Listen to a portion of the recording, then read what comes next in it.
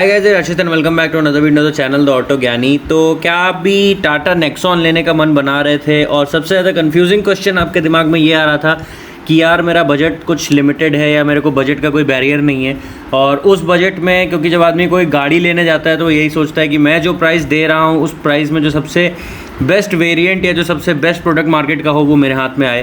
तो इसी क्वेश्चन और इसी डाउट को आज ये वीडियो आपका क्लियर करके देगी कि टाटा नेक्सॉन का कौन सा वेरिएंट या कौन सा मॉडल आप बोल सकते हैं आपके लिए बिल्कुल वैल्यू फॉर मनी या बिल्कुल आपके लिए आपकी नीड्स के हिसाब से सूटेबल होने वाला है। मैं इस वीडियो में पहले बात करूंगा कि कुछ कॉमन फीचर्स जो आपके इंटीरियर, एक्सटीरियर और सेफ्टी फीचर्स में आपके कॉमन है, डायमेंशंस वगैरह, और उसके बाद हम चलेंगे एक एक मॉडल का, मतलब नंबर वाइज हम बात करेंगे लोअर वेरिएंट से लेकर के हायर वेरिएंट तक कि आपको उसमें क्या क्या चीज़ें नहीं मिल जाती, क्या क्या चीज़ें मिसिंग हैं और क्या वो जो चीज़ें उसमें मिल रही हैं वो उसके प्राइस को जस्टिफाई कर रही हैं कि नहीं। हम इसमें एक एक मॉडल के साथ उसका प्राइस भी बताते चलेंगे एक शोरूम दिल्ली के हिसाब से।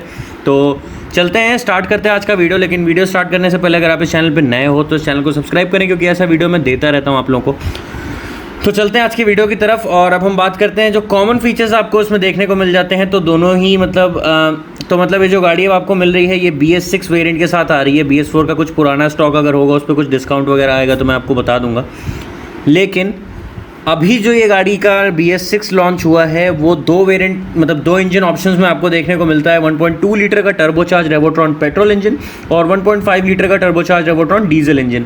और पावर आउटपुट की अगर हम बात कर लें तो पेट्रोल इंजन जो है वो आपको पावर जनरेट करके देगा 120 PS एट 5500 RPM पे, और जो 1.5 लीटर का टर्बोचार्ज डीजल इंजन है ये आपको पावर जनरेट करके देगा 110 PS एट 4000 RPM।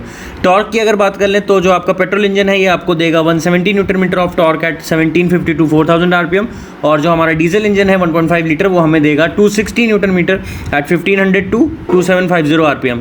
अगर हम बात करें इसमें ट्रांसमिशंस की तो हमें दो ट्रांसमिशंस देखने को मिल जाते हैं, जो कि है 6 स्पीड मैनुअल और 6 स्पीड AMT, मतलब 6 स्पीड ऑटोमेटिक ट्रांसमिशन।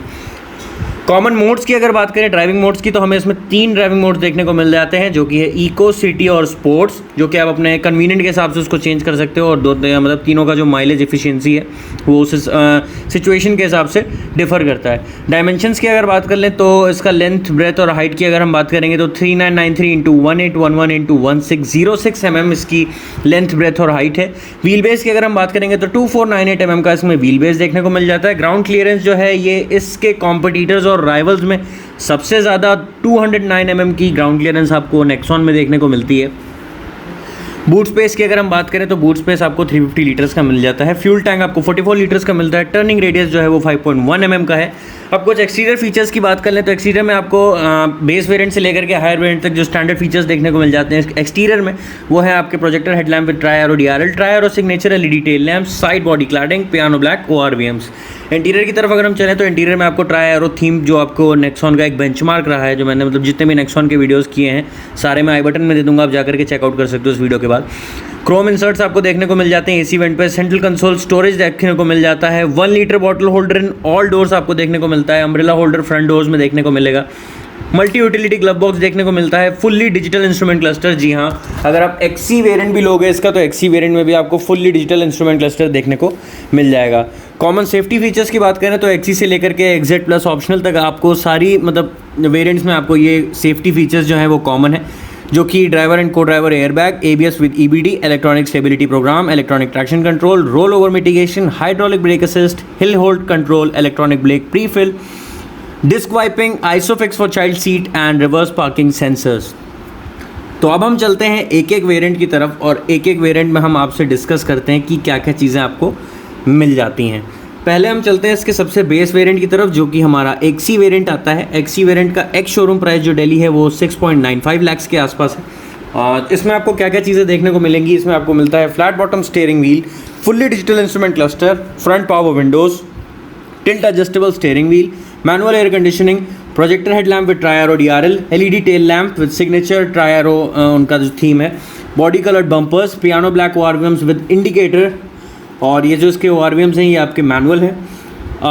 अब इसमें आपको क्या क्या चीज़ें मिसिंग है वो मैं बता दूं। इसमें आपको कोई म्यूज़िक सिस्टम देखने को नहीं मिलता है, कोई इंफोटेनमेंट सिस्टम देखने को नहीं मिलता है, आपको रेयर में पावर विंडोज़ देखने को नहीं मिलेंगी, कोई रूफ रेल नहीं है, और जो इसका IRVM भी है वो आपको हाथ से सेट करना है, मतलब उसमें नॉब भी नहीं दिया है आपका डे नाइट शिफ्टिंग के लिए। तो मेरे हिसाब से अगर आप देखोगे तो जो मेरा कंक्लूजन है या जो मेरा कहना होगा आपको कौन सा मॉडल आपके लिए वैल्यू फॉर मनी है जो इस टाइटल को जस्टिफाई करेगा वीडियो के, वो मैं आखिरी में अपना वर्डिक्ट दूंगा कि मेरा वर्डिक्ट क्या है।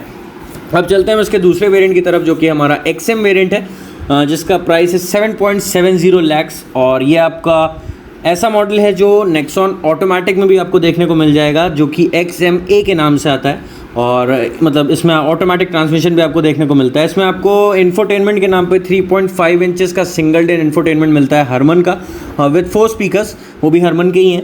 रेयर पावर विंडोज़ भी आपको इसमें देखने को मिल जाती हैं। Electrical adjustable auto folding ORVMs देखने को मिल जाते हैं। कंट्रोल इसमें आपको सेंट्रल लॉकिंग देखने को मिल जाती है, रिमोट सेंट्रल लॉकिंग देखने को मिल जाती है। फॉलो मी होम लैंप्स मिलते हैं इसमें। व्हील कवर कंपनी के साथ इंस्टॉल्ड आते हैं, मतलब गाड़ी जब आप परचेज़ करोगे तो आपको व्हील कवर साथ में मिलेंगे। रूफ रेल्स आपको देखने को मिल जाती हैं। और क्योंकि इसमें जो आपका इंफोटेनमेंट सिस्टम लगा है हरमन का कनेक्ट नेक्स्ट 3.5 इंचेस का, उसमें आपको ब्लूटूथ और FM वगैरह की भी कनेक्टिविटी मिलती है। तो जाहिर सी बात है कि इसमें एक एंटेना भी आपको देखने को मिलेगा, जो कि एक शार्क फिन एंटेना नहीं है, सेंटर एंटेना इसमें आपको देखने को मिल जाएगा। स्टील व्हील आते हैं इसमें, जैसे मैंने बता दिया, व्हील कवर्स के साथ। और इसका जो प्राइस है मैं एक बार फिर से बता देता हूँ, 7.70 लाख जो है वो इसका XM का प्राइस है। और अगर हम XMA मतलब ऑटोमेटिक ट्रांसमिशन की बात करेंगे तो वो थोड़ा सा 40 से 60 हज़ार रुपये ऊपर नीचे होता है।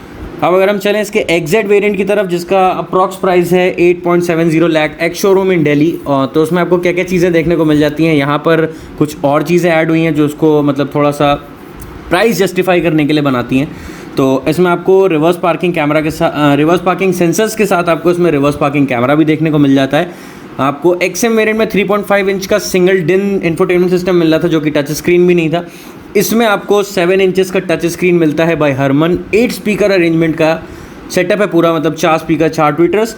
और अगर हम बात करें इसमें स्टीयरिंग माउंटेड कंट्रोल्स की, तो जी हाँ, आपको XZ वेरिएंट में स्टीयरिंग माउंटेड कंट्रोल्स भी देखने को मिल जाते हैं। XZ वेरिएंट में आपको वॉइस कमांड मिलता है, fog lamp with cornering assist मिलता है, कूल्ड क्लब बॉक्स मिलता है जो कि इल्यूमिनेटेड कूल्ड क्लब बॉक्स है, फास्ट USB चार्जर देखने को मिलता है, रेयर AC वेंट्स देखने को मिल जाते हैं, एडजस्टेबल रेयर हेडरेस्ट देखने को मिलेगा।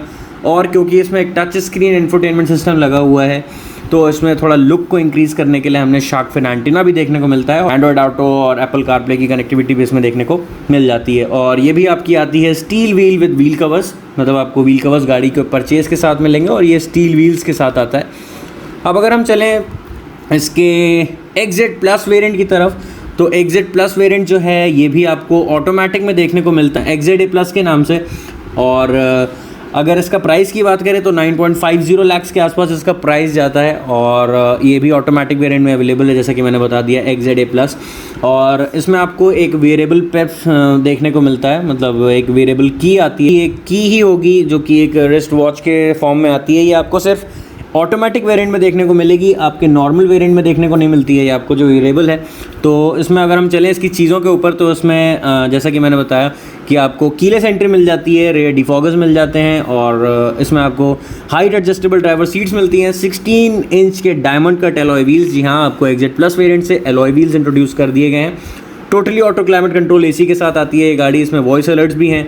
Grand central console with armrest आपको देखने को मिल जाता है। और अगर हम रेयर आर्मरेस्ट की बात करेंगे तो इसमें आपको रेयर आर्मरेस्ट भी ऐड किया गया है कप होल्डर्स के साथ। 60-40 का स्प्लिट रेशियो अभी आ गया है सीट में आपकी XZ प्लस वेरिएंट से।